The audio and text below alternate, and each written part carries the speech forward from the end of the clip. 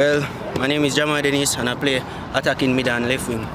Also, how good is the preseason for you? So, how are you feeling this preseason? Well, it can go on, but I expect more from me.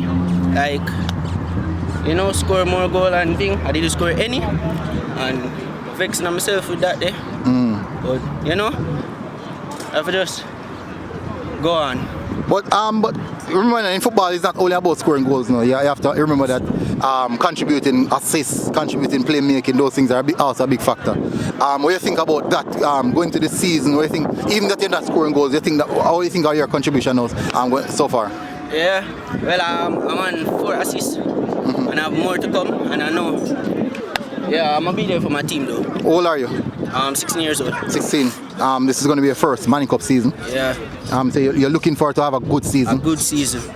So basically, you guys are champions. How does it feel to wear that badge? This favorite opposing campus. Number 1.